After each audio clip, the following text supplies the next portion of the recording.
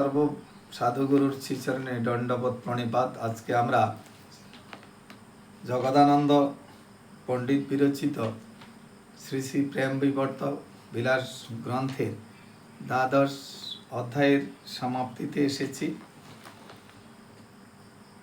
আজকে ভক্ত ত্রিতাপ মুক্ত এবং উত্তম ভক্তের লক্ষণ বিষয়ে আলোচনা করব। ভক্ত ত্রিতাপ মুক্ত। কৃষ্ণ পদ শাখা নখ মণিচন্দ্রিকায় নিরন্তর সকল তাপ যাহা রহিয়ায়। সে কেন বিষয় সূর্য তাপ অন্যে শিবে হৃদয় শীতলতার সর্বদা রহিবে। উত্তম, এটা ত্রিতাপ ভক্ত, সে ভক্ত ত্রিতাপ মুক্ত যার হিয়ায় সূর্য তাপ বিষয়ের তাপে বিষয় অন্বেষণ করবে না, যার হৃদয় বিষয় থেকে দূর হয়ে হৃদয় শীতল, তার ত্রিতাপ মুক্ত হলো। উত্তম ভক্তের লক্ষণ আলোচনা করব। হরে কৃষ্ণ কৃষ্ণ কৃষ্ণ হরে হরে, হরে রাম রাম রাম হরে হরে। যে বেঁধেছে প্রেম ছাদে কৃষ্ণ কৃ কমল, নাহি ছাড়ে হরি তারা হৃদয় সরল। অবশেষেও যদি মুখে স্ফুরে কৃষ্ণ নাম, ভাগবত উত্তম সেয়া সহায় সর্বকাম। স্বধর্মের গুণ দোষ বুঝিয়া যে জনা, সব ধর্ম ছাড়ি ভজে কৃষ্ণের চরণ। হরে কৃষ্ণ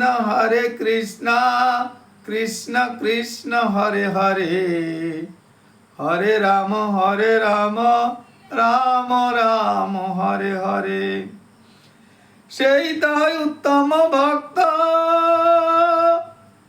কেহ তার সম নাই আছে জগতে আর ভাগবত উত্তম।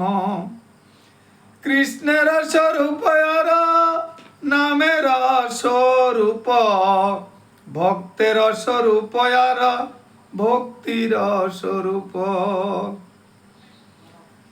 জানিয়া ভজন করে যে মহাজন, তার তুল্য নাহি কেহ বৈষ্ণব সুজন।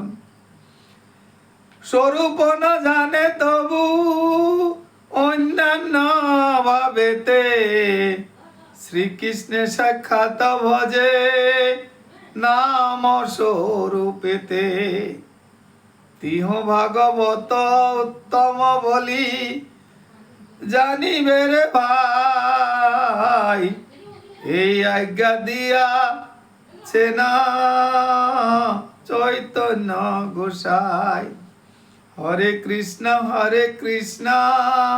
কৃষ্ণ কৃষ্ণ হরে হরে, হরে রাম রাম রাম হরে হরে।